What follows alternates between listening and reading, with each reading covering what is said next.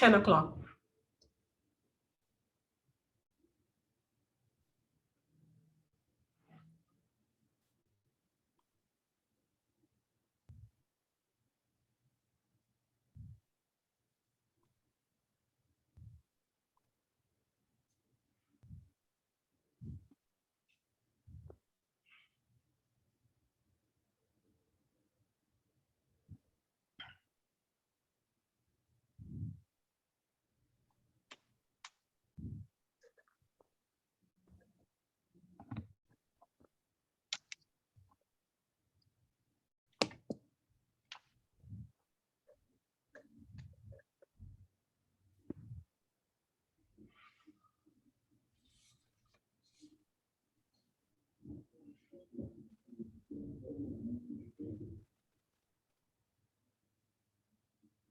Good morning, everyone, and thank you for joining us for this BVI Finance Breakfast Forum. Today, we are going to be talking to the experts about the upcoming CFATF Mutual Evaluation process. Joining us for this discussion is Mr. Glenford Malone. He's the Deputy Managing Director for Regulation at the BVI Financial Services Commission. Also joining us is Ms. Alva McCall, and she is the Deputy Director for Anti-Money Laundering, Counter-Terrorist Financing at the Financial Services Commission. Before Mr. Malone and Ms. McCall open their mics, I'm just going to give you a brief background about our speakers for today. They'll be making a presentation, and then of course we'll be answering questions during the Q&A session afterwards. Again, I am Elise Donovan for BVI Finance, and Mr. Glenford Malone has over a decade of experience within the regulatory environment, having first worked as an assistant registrar of mutual funds for the Financial Services Department, and later with the Financial Services Commission in 2002. He was promoted from Senior Regulator to Deputy Director of Investment Business in 2006. He is a certified anti-money laundering specialist and is a trained financial examiner in relation to the International Monetary Fund and the Financial Action Task Force methodology of assessing compliance with the FATF 40 recommendations plus 9 special recommendations. He has a Master of Laws with distinction in Law and Finance, 2005, and a Bachelor of Business Administration, Economics, and International Business. Mr. Malone, can you just say hello?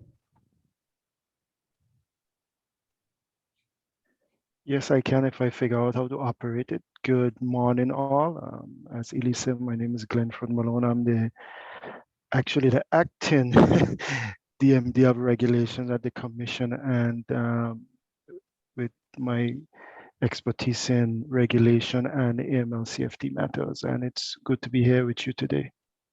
Okay.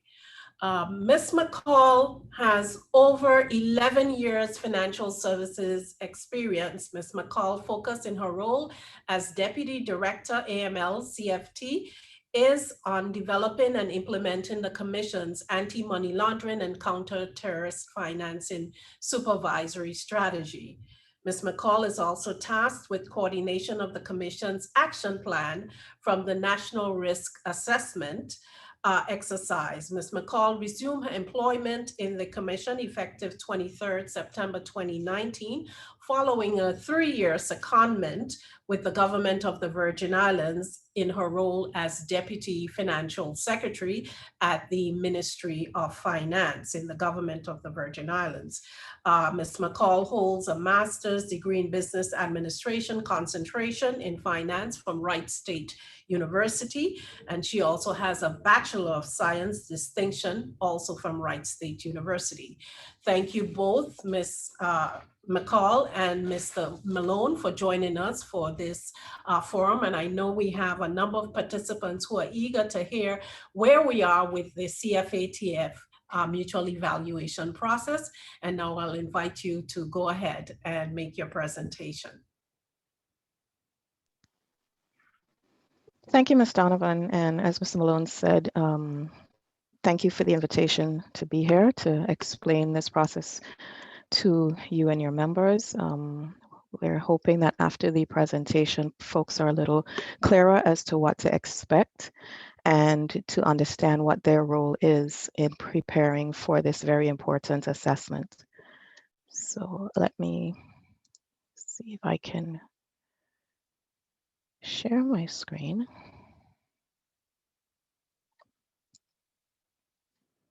I'm not sure what happened there.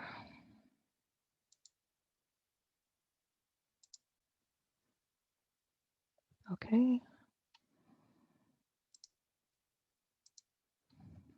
Hopefully everyone is seeing that. So today we're going to start with just a little bit of background information on what the FATF and the CFATF are, and then get into the purpose of the mutual evaluation, what exactly will be assessed during the evaluation. We'll explain a little bit about how the assessment team is put together, and then we'll go through the timeline between now and when the on-site occurs. And then we'll discuss some possible scenarios post-assessment and the implications of a negative review. Following that, we'll give you an idea of how the jurisdictions within the CFATF who've been already evaluated, how they fared in relation to their technical compliance and effectiveness ratings. And then we thought it important to give you some examples of what worked and what didn't work for some jurisdictions. So we'll go into a little bit about the Cayman and the Bermuda examples, and then explain the steps that we've taken so far to prepare and what else needs to be done. And then finally, we'll discuss what the industry should or should be doing, or what they can be doing to help prepare for this. So beginning, I'm sure most persons know what the FATF is, but just to go over quickly, it is an intergovernmental body. It is a standard setter in relation to all things in relation to money laundering, terrorist financing, and proliferation financing.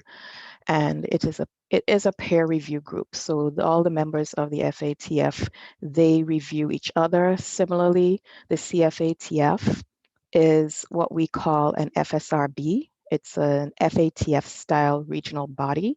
So its structure is set up similar to the way the FATF is set up. And it also conducts peer reviews using the FATF recommendations and methodology. Currently, there are 25 members of the CFATF. The BVI is a founding member, and the CFATF represents the region at the FATF level. So the individual members don't have a seat at the FATF, but the CFATF as a body does have a voice at the FATF level. So the purpose of the mutual evaluation. Well, some of you may remember back in 2008 when we had our third round mutual evaluation, and the purpose hasn't changed, but it has expanded. And it's really to assess whether a country has the systems in place to properly prevent the facilitation of money laundering, terrorist financing, and proliferation financing. And the part of the assessment, or one of the key reasons for the assessment, is to identify any deficiencies or gaps that a country has in its AML CFT framework, and any issues it may have in implementing what the FATF considers an effective system to prevent MLTF and PF. And the assessment, what comes out of the assessment is a mutual evaluation report. And that report details the findings of the assessors during their on-site and all of the data that they collected prior to coming on-site. And the report also provides recommendations to the jurisdiction as to how they can address the deficiencies within their AML CFT systems. So what exactly will be assessed during this mutual evaluation? And I think I have to pause here and say, just to make it abundantly clear, that a national risk assessment is not the same as the mutual evaluation. I know a lot of persons have been hearing a lot about our national risk assessment that we conducted and the sectoral risk assessment that we recently concluded. That is just one area or one requirement of the mutual evaluation, but they are not the same thing. The mutual evaluation is much broader than just this need to understand the jurisdictional risk, which is where the national risk assessment comes in. So in terms of what will be assessed, it's the entire BVI AML CFT framework, our policies, procedures, legislative framework, the way we cooperate domestically, the way we cooperate internationally.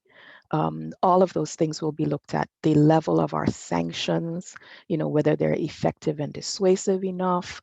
It looks at our investigative capabilities or prosecutorial capabilities. All of these things will be assessed during the evaluation. Now, the evaluation takes a two-pronged approach. During the third round, the FATF's recommendations only looked at technical compliance. So it was an assessment against whether or not your legislative framework met the standards of the then 40+9 recommendations.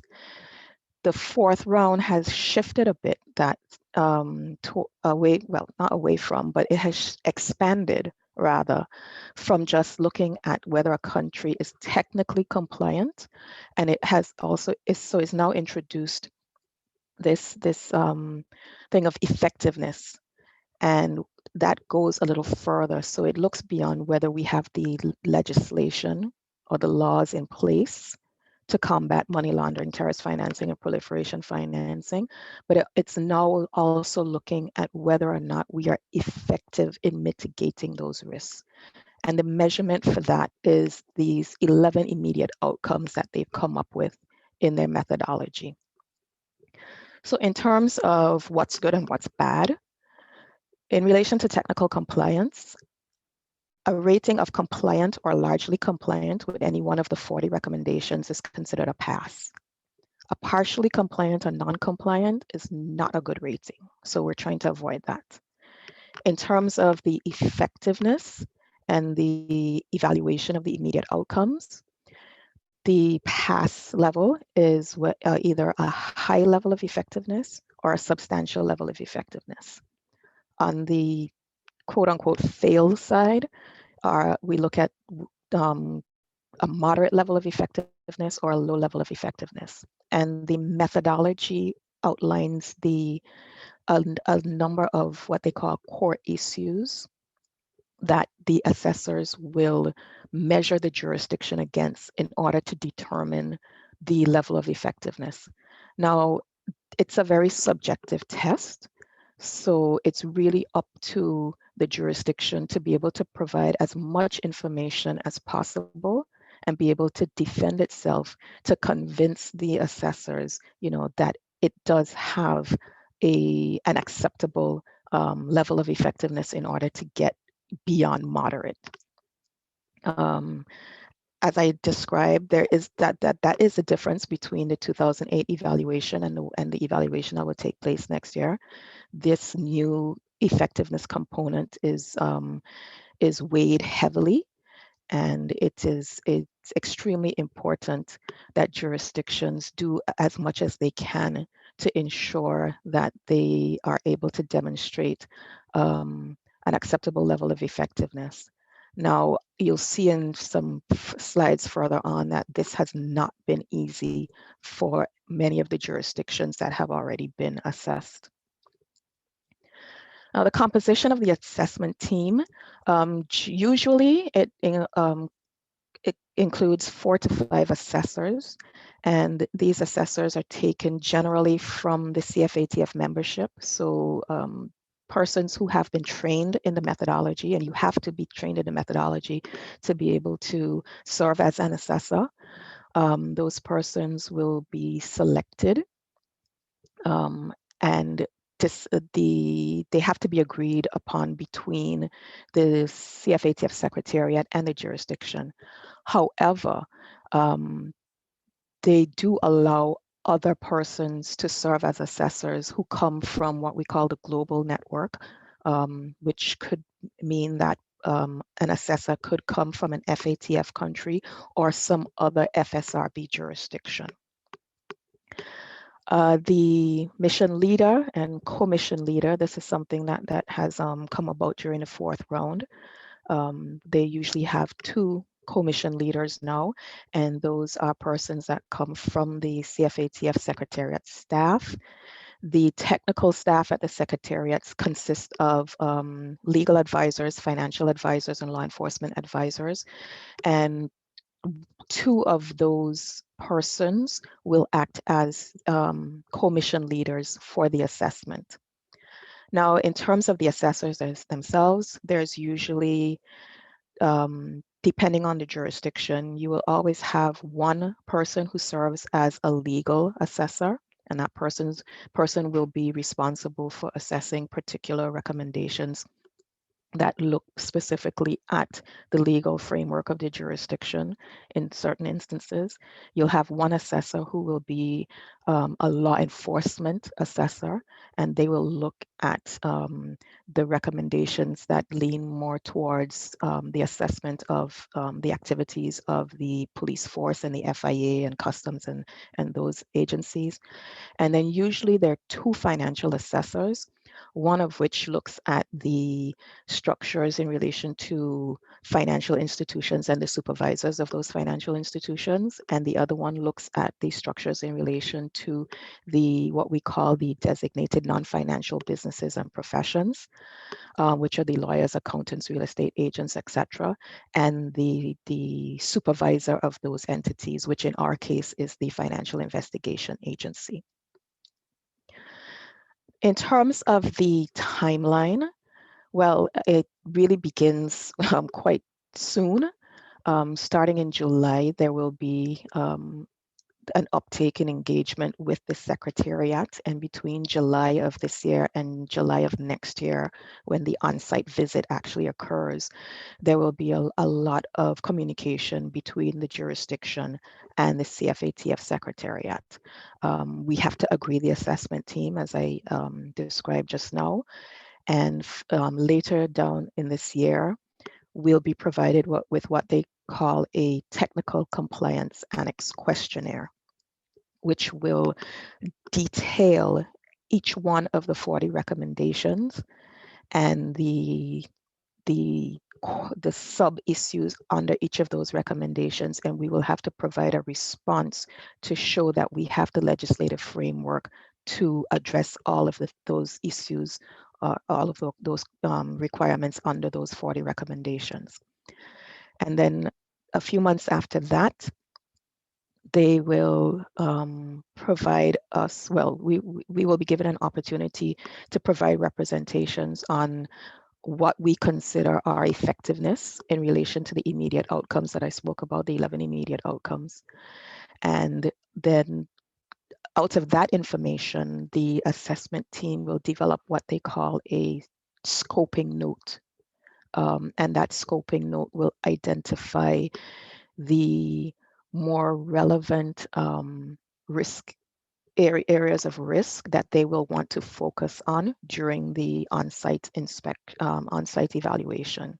And then, of course, there's the preparation, the communication between us and the team as to how they're going to do the evaluation and when they're going to come, who they would want to meet with. And they do have the ability to request meetings with anyone. Some persons on this call may have been around during the last evaluation. They may have been one of those entities that was actually interviewed by the assessment team. So they will be interviewing a wide range of agencies, including our competent authorities, our law enforcement agencies, and our private sector entities. Now, once the on-site is completed, then the assessors will work on the mutual evaluation report. They should actually have a draft ready when they're leaving the jurisdiction, the first draft. And between that time and when the report is presented to plenary for approval, there will be constant ongoing engagement between us as a jurisdiction and the assessment team to ensure that what's in the report is a true reflection of what they found, and for us to have a chance to correct any inconsistencies or misrepresentations that they may have put in the report due to possibly not understanding what was presented to them, or maybe a misinterpretation of information during the on-site. So based on that, that timeline, the report should be presented to plenary in May 2023. Now, once the report is accepted by the CFATF plenary, it's sent to the wider FATF community for what we call a quality and consistency review. If no one has any objections to what's in the report will then be published. However, if two or more jurisdictions within the FATF or the wider global community has any issues with the report, then the report will have to go to FATF plenary, and they will decide if any changes need to be made to the report. And we have seen this happen in relation to the Cayman Islands report, where one of their ratings was actually changed during that quality and consistency review period. So possible scenarios post-assessment. If we get an acceptable, and I say acceptable because I don't want to use the terms good or bad report, but if we get an acceptable report, then we will be placed into what we call a regular follow-up process, and we would have to report back to the CFATF plenary 5 plenary meetings after the adoption of the report. So CFATF meets twice a year, so we're looking at 2.5 years down the line. And this report will entail what we have done to address the deficiencies that were identified in the mutual evaluation report. Now, if we don't get an acceptable report, that i.e., if we have a number of recommendations that were rated partially compliant or non-compliant, or if we have a substantial number of immediate outcomes that were rated moderate or low effectiveness, then we will be placed into what's called enhanced follow-up. And our first report would then have to be presented to plenary 2 meetings after adoption. So in essence, a year after. Now, if we're placed into enhanced follow-up, there are implications for this. And the implications for that is that we could potentially end up into the FATF ICRG process. Maybe during the Q&A section, I can let Glenford answer questions about that, or speak more about it. He knows more about that process because he actually serves as the CFATF ICRG co-chair.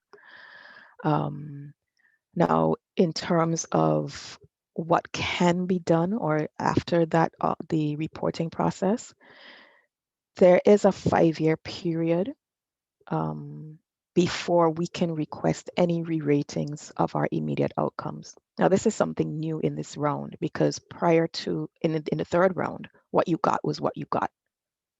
There was no ability for re-ratings. But now they have put this process in place where for technical compliance, you can request re-ratings as soon as the first follow-up report is submitted. However, in terms of requesting re-ratings for your immediate outcomes, you have to wait 5 years in order to do that. Now, the implications of a negative assessment for the jurisdiction. Clearly, the biggest implication is the reputational risk. Some of the negative consequences of a negative assessment would include the increased cost of compliance and doing business with our BVI, using our BVI BCs and other structures. Increased costs for supervisors for ensuring compliance, because obviously there would be significant resources needed, both on a supervisory level and for you as agents of these business companies. There's a potential of us being added to the FATF list of what they call jurisdictions with strategic deficiencies, and that again comes with potential reputational risk, because no one wants to end up on this list, because it shows that we're not up to par with the international standards. The worst case scenario is that the FATF actually issues a public statement against the jurisdiction. And of course, as I said, these things have negative consequences. There's a potential for the loss of our correspondent banking relationships. And this is a topic that has been very much in the forefront of discussions over the last several years. We fought very hard to maintain and develop those relationships. So it's extremely important that we don't fall into that trap. And of course, if we have a bad report, then we're looked at as a jurisdiction that doesn't have the proper structures in place to combat money laundering and terrorist financing. And it could have an impact on the level of use of our BVI business companies and other structures. And of course, that in itself would have a negative impact on our economy overall. Now, we thought it important to just give you a quick view of the recommendations that received a high percentage of failed ratings. And remember, the failed ratings are what we say partially compliant and non-compliant.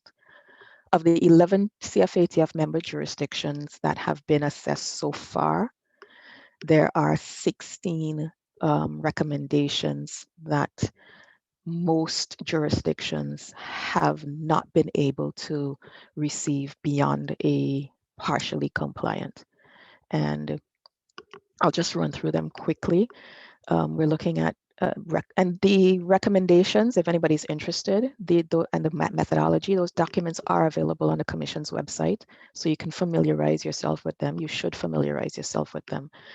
We're looking at the territory's ability to understand and assess its risk at a jurisdictional level. 73% of the jurisdictions that have been assessed have not been able to do that in any substantial way. We look at the recommendations related to targeted financial sanctions for terrorist financing and proliferation. And you can see the percentage of failures there. Jurisdictions struggle with having proper structures in place to deal with their nonprofit organizations and their exposure to terrorist financing. We have issues with jurisdictions being able to apply enhanced customer due diligence and proper countermeasures for the high-risk countries that they do engage with. In terms of the DNFBPs, there are issues there with being able to collect proper customer due diligence and the other reporting requirements in relation to those DNFBPs. And no surprise, the transparency issues on transparency and beneficial ownership of legal persons and also legal arrangements has been a challenge. Regulation and supervision of both financial institutions and DNFBPs, particularly DNFBPs, because most jurisdictions are now trying to put structures in place for the supervision of such. So that has also been a challenge. And these are things that we have to be cognizant of, because we have to make sure between now, we've been working on these things, but between now and next year, we need to try harder to improve on the structures that we have. Issues with the detection of illegal cross-border transportation of cash, and the sanctions, and whether or not the sanctions for such activity are sufficient.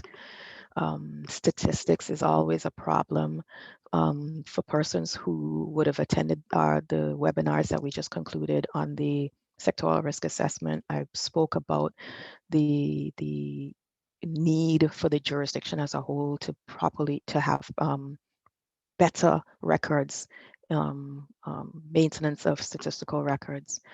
And just running through quickly, our sanctions for not just as a supervisor, but in terms of our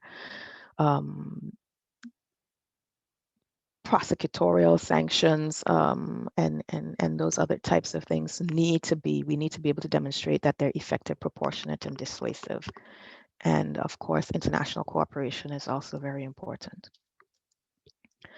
Now, in terms of the immediate outcomes, with a high percentage of failed ratings, I said there were 11 immediate outcomes. As you can see on this slide, all 11 of them are listed. This is where jurisdictions, not only within the CFATF community, but the wider FATF global community, have struggled. And as you can see, very few of our CFATF members have been able to get anything beyond a moderate level of effectiveness in relation to any of the immediate outcomes. So now, having said all of that, I wanted to paint a picture of what happens when you drop, well, I shouldn't really say drop the ball, but I want to take a look at the Cayman example and then contrast it with the Bermuda example. During the third round, Cayman was rated in the top 10 percentile worldwide for their mutual evaluation. Along with the Virgin Islands, we had similar ratings. 38 of the 40, I'm missing a zero there, of the 40 plus 9 recommendations as they then were rated compliant or largely compliant. The fourth round was a different story. 26 out of the 40 recommendations rated, only 26 of their 40 recommendations were rated compliant or largely compliant. And Cayman did not receive any effectiveness rating above moderate. And remember, as I said, moderate is considered a fail. So they were placed in enhanced follow-up by the CFATF, and they were put into this pool of jurisdictions that could potentially become subject to the FATF ICRG process. Now, during that first year, Cayman, they woke up and they said, listen, this is not a good reflection on us as a jurisdiction. We need to do something to, show that we are taking this seriously, taking our responsibilities and our obligations seriously. So they went and they made a number of legislative changes to improve on their technical compliance. And they also engaged at a very high level with the FATF ICRG to defend their request for re-rating. Their report was considered by the CFATF at the November plenary. And the outcome of that was that they did receive re-ratings on 15 of their recommendations. However, pay attention to that line because it says it did include one downgrade. The re-ratings can go either way. So where they had 14 improved ratings, one of the recommendations that they put up for re-rating was downgraded. Bermuda now had the opposite story to tell. During their third round assessment, they had a very unflattering report. They had 16 recommendations rated as partially compliant and 14 rated as non-compliant. So essentially 30 out of 49 of their recommendations receive a failing grade. So they decided, okay, we have got to do better because they were placed in enhanced follow-up after the third round. And so they as a jurisdiction decided that they were going to ensure that during the fourth round, they did as much as they could to improve on their standing. So they received a very high level of political commitment to improve their AML CFT framework. They went and they made, numerous legislative changes to address their technical compliance deficiencies, and they adjusted and adopted their policies to ensure effectiveness. And they came out with probably the only success story within the CFATF at the moment. Their fourth round evaluation, out of 40 of the recommendations, 39 of their recommendations were rated compliant or largely compliant. And they actually received they were the only jurisdiction to ever receive a high level of effectiveness rating for any one of their immediate outcomes.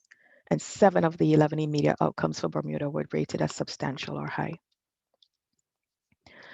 So now, what have we done so far to prepare? Well, we've conducted our national risk assessment, and we've implemented the recommendations coming out of that and out of the NRA. We've developed a national AML CFT PF policy and strategy that has been approved by the National AML CFT Coordinating Council that's chaired by the Premier. We formalized our institutional AML CFT structure through those policies and strategies. We've now completed our sectoral money laundering risk assessments for financial institutions, and the FIA has completed a similar exercise for the DNFBPs and NPOs. We have done a benchmarking exercise against the 40 recommendations so we kind of know where we are, and we've been able to identify the gaps that need to be plugged. And that's one of the reasons why you see so many pieces of legislation being sent to the House at the moment. We have done a self-assessment against the IOs for similar reasons to the benchmark exercise. We've conducted outreach on the risk assessment because outreach is very important. The assessors will ask, and it is outlined in the recommendations and the immediate outcomes as to how engaged the supervisors are with the private sector, and how much do they explain to the private sector about this process and what they should be doing. And we're currently finalizing a terrorist financing risk assessment, because the risk for money laundering and terrorist financing is different, and we need to be able to demonstrate that we understand these differences and we've accounted for those. The FIA has increased its staffing of its analysis unit to improve the timeliness of analysis of the SARS. They've issued guidance on SARS for the industry. The sanctions processes and procedures for the jurisdiction have been revamped. Guidelines have been issued. A lot of this information has been placed on the FSC and FIA websites. I spoke about the legislation that's been drafted and that's been sent to the House. And recently, the Attorney General's Chambers has hired staff specifically dedicated to dealing with international cooperation matters. So what we need to do now is to finalize our terrorist financing risk assessment, and then undertake the outreach to the industry to explain the findings of that assessment. The FIA needs to undertake the outreach to the DNFBP and NPO sectors to explain the findings of their money laundering risk assessment as well. The virtual assets and virtual asset service providers is something that has come up and is now included in the FATF recommendations. They have modified recommendation 15 to include the requirement that virtual asset service providers be supervised in a similar manner to the way any other financial institution is supervised.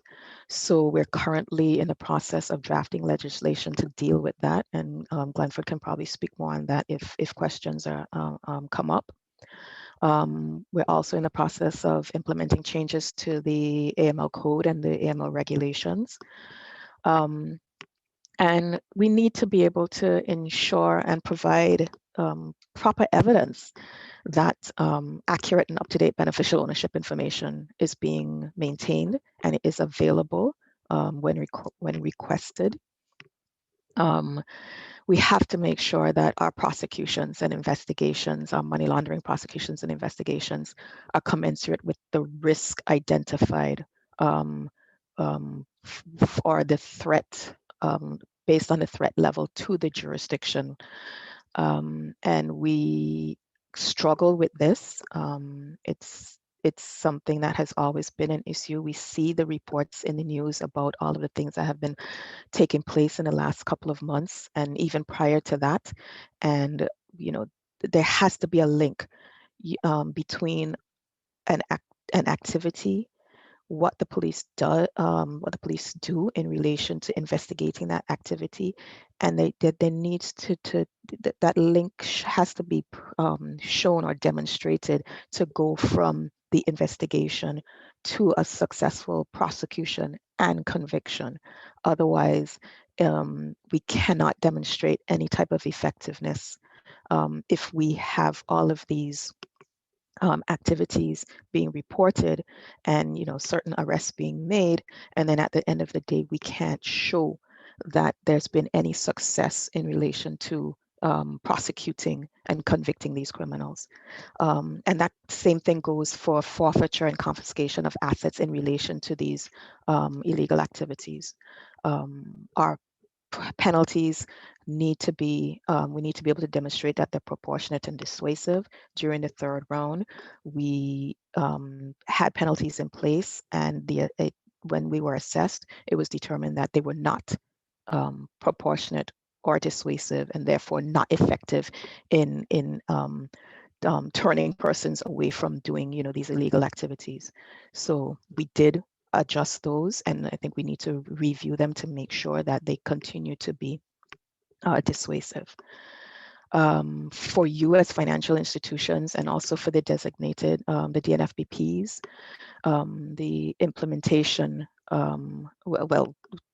we as the supervisors, through our compliance inspection processes, need to make sure that you're implementing the relevant AML CFT laws properly, and that we're also, you know, responding to our international partners when they request cooperation in a timely manner. And of course, resources to make sure that we can do all of these things properly, and that our nonprofit organizations are appropriately accounted for based on the level of risk, and that will come out during the terrorist financing risk assessment that's being conducted. Finally, what the industry can do, or what you should be doing, is that based on the findings of the, and I said this during the webinars that we just concluded, based on the findings of the sectoral risk assessments, you should look and understand the risks that were identified, the vulnerabilities that were identified, and review and adjust your policies, procedures, and controls, you know, having regard to the things that were identified in that report. We also mentioned during that those sessions about the requirement that's going to be coming for you to conduct institutional risk assessments on your business itself. Now, you're used to conducting client risk assessments, but the institutional risk assessment is something new. Some of you do it inherently already, but it will become a formal requirement. And then you need to be able to ensure and provide evidence of the timely and accurate submissions of your statistical returns. We've just issued new statistical return orders, and the information that's required to be submitted in those returns, you know, you should always make sure that they're sent on time, and the information in them is accurate. Continue to ensure proper verification and maintenance of beneficial ownership information, because this is key. This can make or break a jurisdiction. Understand how to file SARs and file them in a timely manner. we have some issues, and it came out in the sectoral risk assessment, where certain institutions, more so on the banking side, they delayed filing SARS for sometimes up to 6 months. That's not an effective way of communicating suspicious activity to the FIA for them to be able to really look into things. And then for those of you who deal with introducers, you need to make sure that your introducers understand their AML obligations and are doing what's required of them.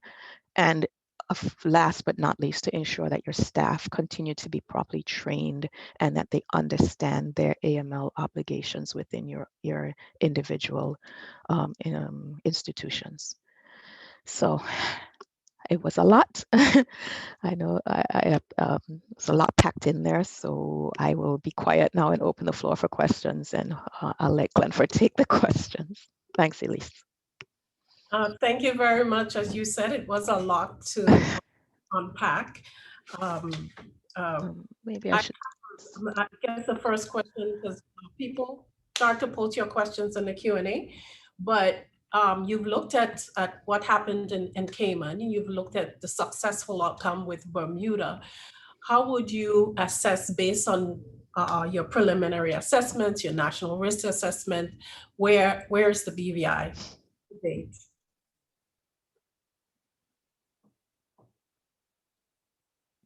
Well, I think like any good assessor, you don't give all that information until you have to. The fact of the matter is it's unlikely for us to actually say what those findings are in a public domain specifically, but we would say the reason, as the presentation say, we have amended so many legislation is we identify the technical gaps. So we're fixing those technical gaps. I'm confident we'll be able to fix those technical gaps shortly. And once those legislation pass and we amend the code and the regulations, and just to give people an idea, the rationale for not doing the code or the regulation right now is the code amendments to the code and the regulation are quite naturally need to have the other amendments first, amendments to the PCCA and the other type, the FIA Act. Once those pass, then we'll have the basis to make certain changes to the code and the regulations. So those will be coming as soon as I guess if the speaker hits the gavel for the third and final reading, those would be coming. So we're quite confident on those. On the immediate outcome, we're quite confident that we know where we need to go and we're working on them. We're doing a lot to demonstrate effectiveness. My experience as an assessor tell me it is difficult to judge where an assessor might go. We have ideas as to where the assessor might go, and we're trying to fill those gaps if they do exist. The goal really is to get the best assessment possible, and we think we still have time to put more things in place and demonstrate a good level of effectiveness, but it's a team effort. We're working with all of the competent authorities, law enforcement agencies. We're working with the private sector to some extent. Some of that is dependent on changes that we have to make. The industry is going to be seen and have probably already seen a more robust inspection schedule from the commission. Some people have been seeing things like desk-based reviews on the ability to maintain beneficial ownership, which is a type of thematic inspection that we're going through. The purpose of that is really, as I think Alva said in the presentation, so we could demonstrate that the jurisdiction has accurate and up-to-date beneficial ownership information. I think what your members should take out of the presentation is a lot of what we're doing and what you're seeing us do have a rationale behind it. And we're trying to get to the point where effectiveness is something that we can demonstrate come in the next few months. Okay, we have a couple questions already posted. First one, when will the FIA start their sectoral risk assessments? Well, the one for the again, The money laundering one that was done by the FSC specific to financial institutions. So your members, that's the one they should concentrate on as members. The one for the FIAs for DNFBPs and MPOs. And because of the nature of our industry, those are interest to your members as well, because these are the clients of your members. So I think that's going to be of our interest as well. Or outreach with or discussion with the FIAs that they will be shortly issuing the document and then starting the outreach. The TF one is a joint report between ourselves and the FIA. What we envisage is we're going to do probably joint outreach. So one set of outreach so we don't duplicate resources for that one. That is a bit different. So we think presenting that one is going to be more of a easier fit than the other one. But hopefully our goal is to have those reports completed sometime in April, mid-May, and start outreach sometime in June on the TF side. Okay. What year was the TF sectoral risk assessment done, and when is the proposed date the industry will be advised of the results of the TF sectoral risk assessment? And that's terrorist financing. Yes, when we did the initial NRA covered both money laundering and terrorist financing. That was the initial one. The standards has moved in the sense that it's become more clear, and they've identified the different risk criteria that needed for money laundering, terrorist financing. So we separated out. We did the sectoral for money laundering and the one for TF, as I said.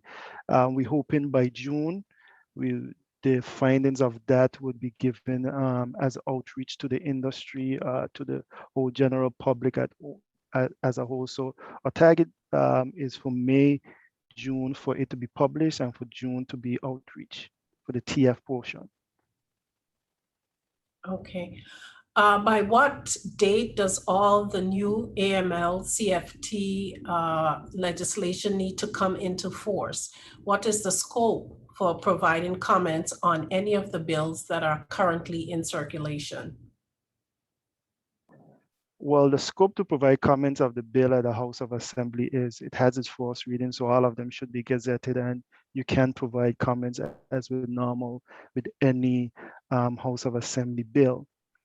Now, from an assessment perspective, and to be frank, from the Commission's view, who is leading the preparation for the assessment in conjunction with the AG chambers and other agencies, we need to see these things effective and fully enforced from our view by the end of June is the latest to demonstrate a level of effectiveness at least a year. Because remember, we're being assessed in July. The on-site is July next year. So we need something to build up to show that these things are taking hold.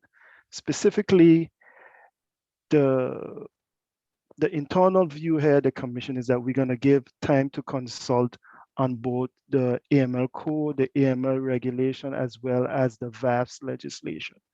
So there's going to be public consultation on those. It's going to be probably very short, likely similar to the previous consultation, likely only about 2 weeks. But we are going to do some public consultation. We are also likely to do our normal focus group and committee consultation before the public. But yes, I think it's we've recognized it's to a magnitude where the public should see it before it gets to the government for their decision making. Okay, we recognize the concerns with our local police with their investigations and leading to prosecutions. How much would failings in this area affect the immediate outcome and the BVI's ability to have a pass rating overall? Yes, when you understand how all of these immediate outcome connects, that is a very good question. Because we say, and Alva, myself, and the other people who are trained here at the Commission tell people technically there's only 2 immediate outcomes that are relevant for the supervisor directly. But all of the other immediate outcomes are relevant for the FIA, the police, and all the law enforcement agencies. Significantly, the report is effectively a law enforcement agency report. 60 to 70% of the report. Having said that, I don't think the police, the FIA, all our law enforcement agencies, including the Office of the DPP, fully recognizes their need to do certain things. We do have a committee, a law enforcement agency that meets regularly to discuss these issues and to put things in place. And I know there's steps that are being taken by the police and other agencies to deal with this. So to answer the person question specifically, yes, it would have a lot of negative impact if we don't achieve the desired result that we are working towards in consultation with all those agencies. So we think we could make some significant headway in making those demonstrated those effectiveness between now and then, knowing what we know. But as I think, like as Alva said, you see the stuff in the news. One thing I would say to everyone on the call is, and not to say this is something against blogging and all of these things, but before that, when the assessment team is chosen, they do the research and they do all of the searches, they see all of the blogs, they see all of the headlines, and they make a determination. So if they see the headlines, which we see daily, let me don't say daily, but quite regular in the BVI, that we have a lot of seizures and confiscation of funds and drugs and all of these things, they're gonna ask a question. They see the issues surrounding BVI BCs being named in the international press. They're gonna ask a question. And what we have to do as a jurisdiction is to be able to combat these, to be able to say, hey, listen, here's what we do. We have a very robust AML regime. We have a very robust licensing regime, compliance regime. We have entities fully understanding their requirement. And here is the evidence of it. And I think that's the only way we can demonstrate effectiveness. But they're going to come with their views. They're going to have information coming with, and we're going to have to be able to actually dispel some of those information. Okay, I have a follow-up question to that before we move on, because I think all of us are concerned about the recent instances of what has happened with the police, the lack of effective prosecution, or at least seeing a resolve in some of these cases that have come before. And we know that we also now have in some format, it's coming into being, the unexplained wealth order. How soon is that going to take effect? And are we anticipating that there'll be prosecutions coming out of that, so that by the time we get to the assessment, that will be ruled as effective? Well, you're asking a question that is not necessarily within the us purview in terms of unexplained wealth order. What I would mention in relation to that is anything that is deemed could be taken the proceeds of crime would be viewed as a benefit by the assessors. I also say that whilst we may be talking a bit negative about the police, I would clearly said that the police is doing a lot to get to the level of effectiveness that we want them to get to. I know the team that we deal with at the Royal Virgin Islands Police Force has a very good grasp of what needs to be done. Over the past few months and years, I've seen them really put things in place to demonstrate effectiveness and to get things done on certain level. So I know we talk about ultimately we need to get to good investigations, good prosecutions, good convictions, good seizures, good forfeitures. But let's rest assured that that doesn't necessarily alone means in the domestic arena.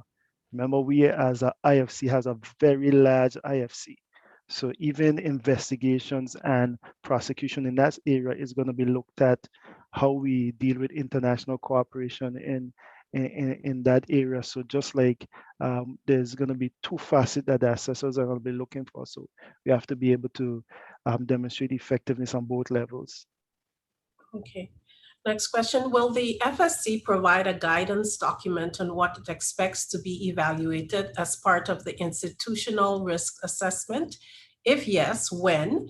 And when are firms, registered agents expected to have their institutional risk assessments in place?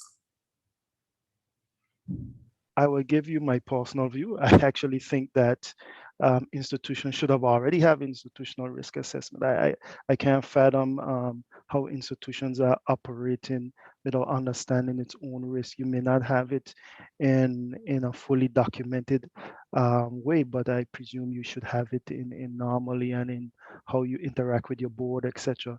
But having said that, yes, it is something that we're considering in terms of how to put out the guidance, what needs to be done, the recording of such.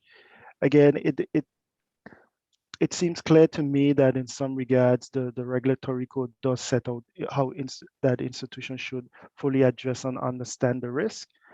We extend that should include AML CFT risk, but it's going to be, right now, the law is not as specific as it should be, and we're going to make it that specific. Again, let's be clear, similar to other reports, other assessment, it doesn't mean that institution that has, and I just draw a reference, 10 clients and 3 or 4 staff would have the same risk as institutional risk assessment as a bank that may have hundreds of staff and thousands of clients. It's all going to be based on your nature, size, complexity, how you address your risk. But you have to be taking active steps to understand it. For example, I just say, if you are operating in a high-risk jurisdiction, you as an entity have to understand how operating in that jurisdiction could mean you as an entity can be used for some way or form to facilitate money laundering or terrorist financing. It doesn't mean that you as an entity is going to be the one doing it, but it could mean that your lax rules, your lax procedures enable somebody to do it. So you then have to take that into consideration when you're looking at your own institutional risk. Okay. Are any of the proposed changes to the Business Companies Act set out in the recent consultation paper driven by the evaluation? And if so, which ones? Elise, I think your members have a lot of tough questions today. I'm not sure how to address that one. The answer is yes, and the answer is no. The changes there are geared towards international cooperation generally, which is a big part of the assessment. So it's not solely for the assessment, but it also has to do with MLAT, have to do with tax information exchange, any kind of international type cooperation. The issue of bearer shares, we just need to get rid of it as far as I'm concerned. It's no longer something the jurisdiction really uses or whatever, so that's straightforward. The other issues deal around international cooperation, and yes, those will be beneficial for us when we actually being assessed on I think it's recommendation 40 as well as many of the other immediate outcomes, but it's not specific to preparation for the assessment. It would help, and it's part of the assessment, but it's also the wider view of international cooperation issues surrounding what we're dealing with. Okay. The BVI seems to have adopted a broader approach in the regulation of NPOs than envisaged by the FATF recommendations for this sector. How will this mutual evaluation deal with regulation of NPOs, particularly where most of the obligations under the regulations and the code do not always neatly apply to the operations of certain NPOs? It says you're overstretching, essentially. Yeah, I feel like I'm in a hot seat, but let's let's be frank. The FSC is not the regulator supervisor for MPOs. I wouldn't venture too far into that. I would speak about in uh, the assessment and the immediate outcomes and the recommendation that deals with MPOs. And I think the person's questions are on point. Um, we have to, as a jurisdiction in our view, and I think this is clearly the Commission's view, take a clear look at whether or not we're doing it correctly and whether or not, because the the FATF recommendations and methodology clearly says we are not asking you to burden MPOs, charities, etc., whose goal it is to do quote unquote good works. We're asking you to look at them, determine if you see a risk of terrorism finance. Again, let me be clear.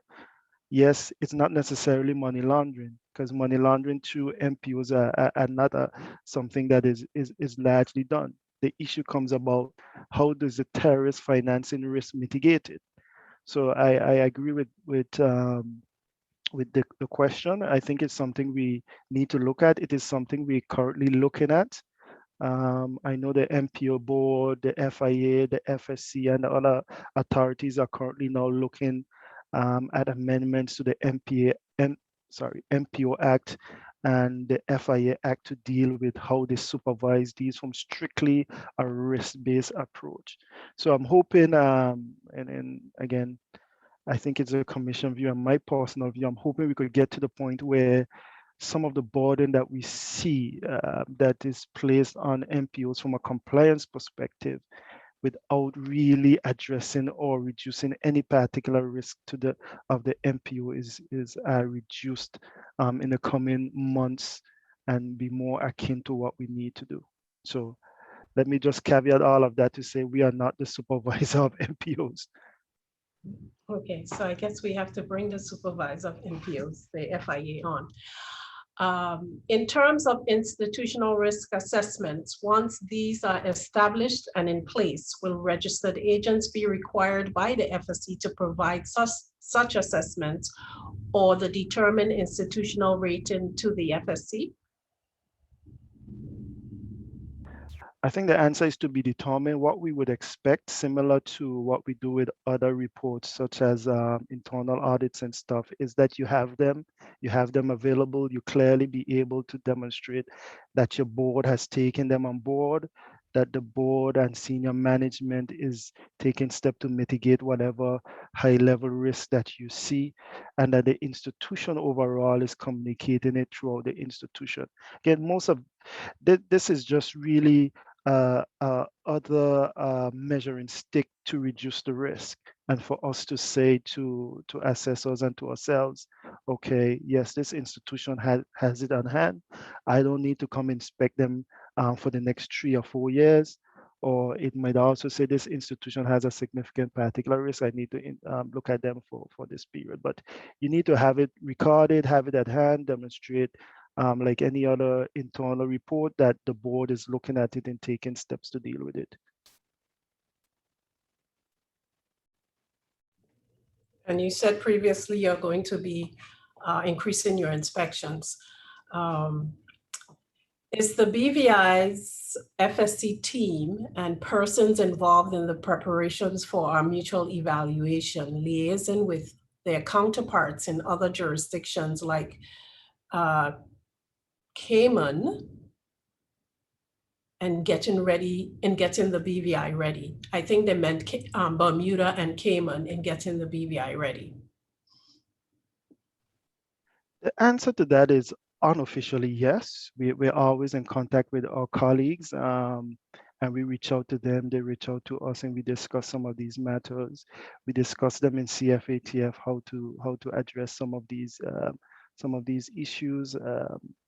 So that one thing we have to be very careful of is that every jurisdiction has different circumstances. And with Cayman and Bermuda, the particular reason why we put those up is because those show where you were in the third round and what could happen in the fourth round. but I think most people would look at it and say, from a jurisdictional perspective, we don't do the same type of activities as Bermuda per se, maybe closer to Cayman, but still much different. So we all have our unique circumstances. Many of the things are same in terms of what we have to put in place. We take cues from some of the things they have done. And for example, how Bermuda did its risk assessment, how it did its follow-up and stuff like that. We've taken significant cues, positive from that, similar to Cayman. And like I said, we talk to our counterparts often, and we reach out to our counterparts often to make sure that if we need help, we can get it.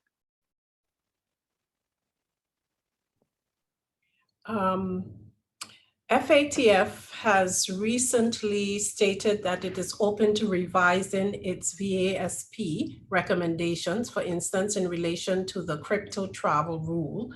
Will the FSC be waiting for this updated guidance before putting in place, and that's virtual assets requirements? Let me be absolutely clear. It's going to happen. We're going to bring it into force. It has to be enforced. And we have to be seen before the assessment teams comes on the on-site that we are already registering VASP and virtual assets, quote unquote, if we choose to do things like ICO. We cannot avoid it. If you saw the immediate outcome 3 and 4 clearly says VASP. It is a clear assessment that is going to be made. And it has been around now for about maybe 4 or 5 years, the requirement that they were leading to. Because we, even in the last iteration of when we were supposed to be assessed, we were thinking about getting it done. What has to happen, and I will implore the industry to do when the legislation come out, is to give your comments, give your inputs. We're not saying we know how to do it right and how it should be fully supervised. We're saying the requirement is for it to be fully supervised. We have reviewed it. We think we've gotten it right in this level. Tell us something. And we can work in order to make sure that we get to some middle ground. But it's going to happen. It has to happen. And it has to happen way before the assessment team comes. So we're not going to wait for any additional guidance. The additional guidance that the FATF is working on is not to do with whether or not you should supervise. It has to do with additional measures and specific things, which we can build upon as we go along. The goal for us in the vast legislation, frankly speaking, is to get to the point where we're authorizing, we're supervising without, and I use the keyword here, without significantly impacting the attractiveness of the industry. But we have to be frank as well.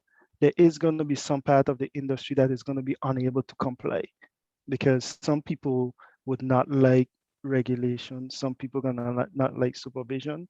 The requirement in the FATF is for the AML regime to be fully applicable to these entities.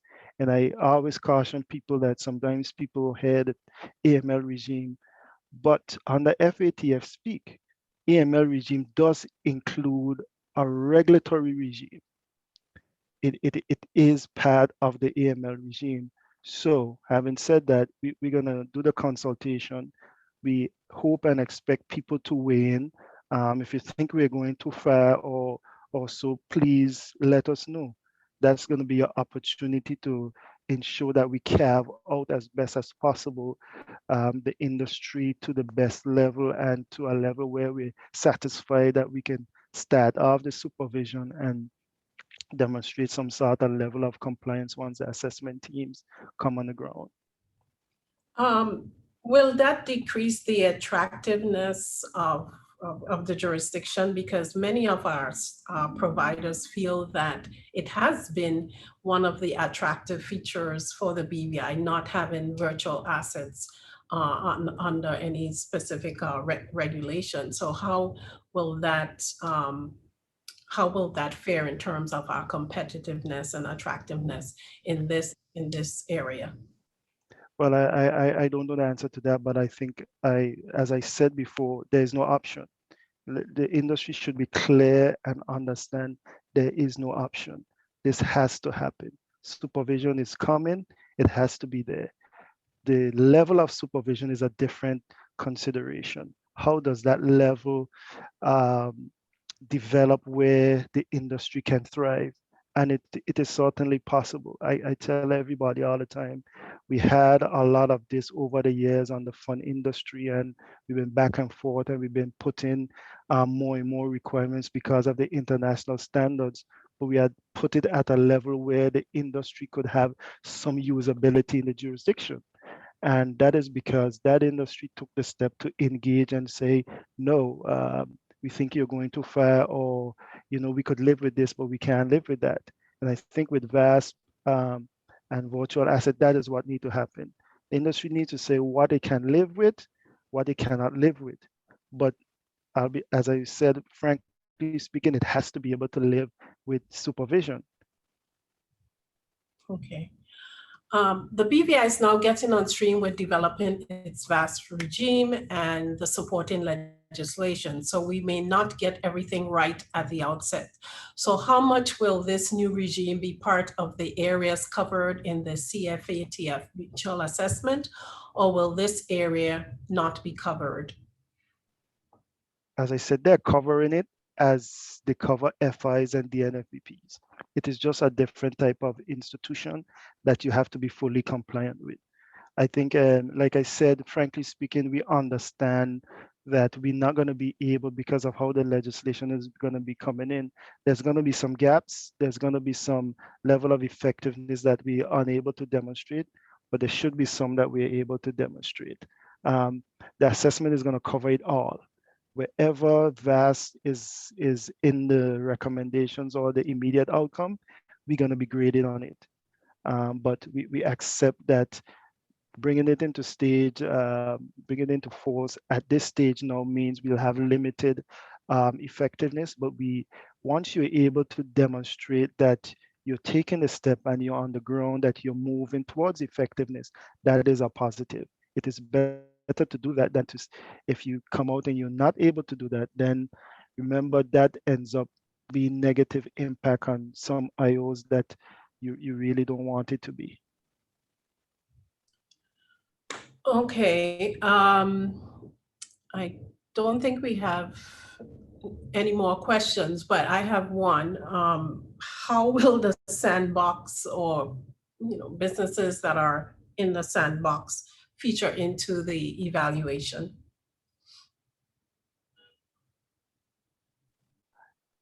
Well, the sandbox, it's in my view, is going to be unique. Assessors are likely to look at it from the perspective: are you effectively mitigating whatever risk in there, including AML, CFT risk? I don't necessarily envisage that is going to be a massive problem. And I think it's something we can explain from the context of what other supervisors does and internationally recognized standards. So right now, I don't envisage a particular issue, but if it comes up, we're prepared to explain it. Okay. You mentioned earlier, Mr. Malone, that one of the things that assessors do is they look at media reports, they go on news sites. So you were encouraging people to, I guess, not be negative in the blogs, or make sure. And we also have a role to play, the media, in terms of the headlines, because I think some of our online media like to put negative headlines, and those attract a certain level of very negative comments, which feed into the whole assessment that we're going to get when people go and they do the research on the jurisdiction. As someone who has been actively involved in this process and done assessments, how would you look at and I'm going to ask this question, and I apologize for asking the question, but how would you look at the Commission of Inquiry? If you're asking me as a member of the FSC, we have no particular comment on the commissioner inquiry. What I address on the commissioner inquiry is that people have to understand generally in terms of this assessment. Money laundering is effectively a proceeds of crime offense. And anything that deals with crimes needs to be investigated. And if it's found to be taking the proceeds of the crime, there's also an issue as corruption and fraud being predicate offenses, which is what the assessment team, things like what the assessment team are going to be looked at. And quite naturally, I am hoping that it doesn't, in my view, impact the way assessors view the assessment. But I can't say that. Maybe they've in their background checks and something, they may come up with a particular risk which deals with issues surrounding it. But I am not thinking that is something that we would comment much about specifically, except in the context of any proceeds of crime and the need for investigation of any crimes, irrespective of whether it's connected to that particular issue. I guess my question is more not for you to give a FSC perspective, but as an assessor perspective, does it automatically give us some prejudice in terms of a negative headline that has gone globally? And what would you as an assessor recommend for us to, in terms of BVI finance and our role in getting a positive message out there? What would be your recommendations to us? I think my recommendation to BVI finance is to always get the positive role and the what the industry actually does out there, because there's a lot of misconception about what happens in the BVI and the difficulty to get it out there. Again, I am refraining from getting to that other issue of the CI, but overall, from BVI finance perspective and from industry participants, is just to be communicating what they actually do. People have this view of the BVI that, frankly speaking, even from our assessment of the money laundering and terrorist financing risk, we're not finding evidence of what people are seeing. And this is things from the data that we are collecting. So the data is not pointing in direction that some people out there are stating. So I think these are the things that BVI Finance should use to clearly say, no, these things don't happen. But rest assured, like I said, assessors are going to be doing the research. They're going to see things pop up. They're going to see these non-government organization reports that says all kind of things. And these are issues that quite naturally we'll have to deal with. Okay, I think that's it. We don't seem to have any more questions on the board. I would ask Ms. McCall or Mr. Malone if you have any last words before we wrap up. Thanks, Elise. I'm glad I won the coin toss. I got to do the presentation because those questions were quite tough.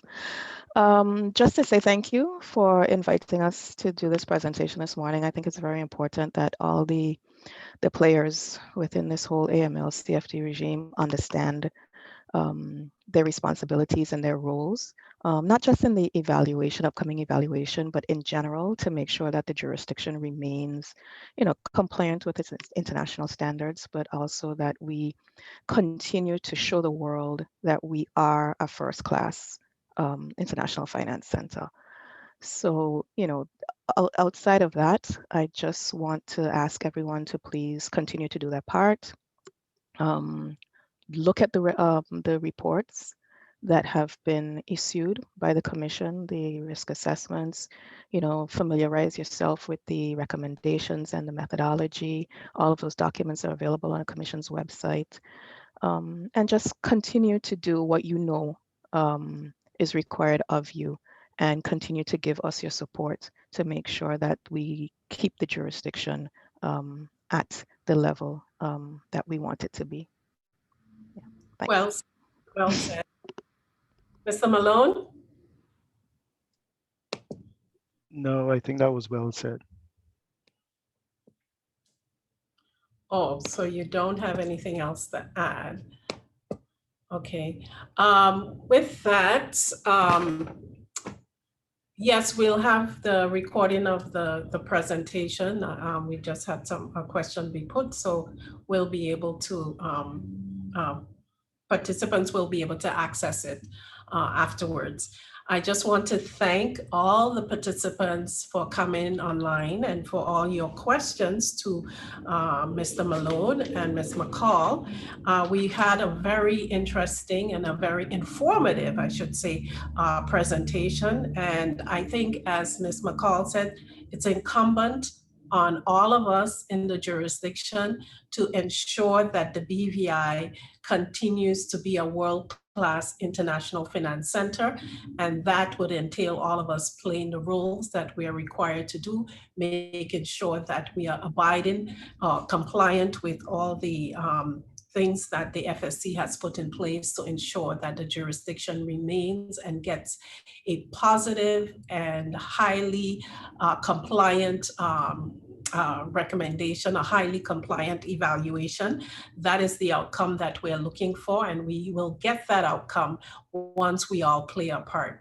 Thank you very much to Mr. Glenford Malone, Deputy Managing Director, as he said he's acting or newly at the Financial Services Commission, and Ms. Alva McCall, the Deputy Director for AML CFT at the Financial Services Commission. We've been very pleased to have you this morning at the BVI Finance Breakfast Forum. Thank you both for joining us, and thank you everyone who tuned in. Do have a pleasant day. And I guess we'll see you in a half an hour at the ARA session and the Compliance Association session. Thank you so much.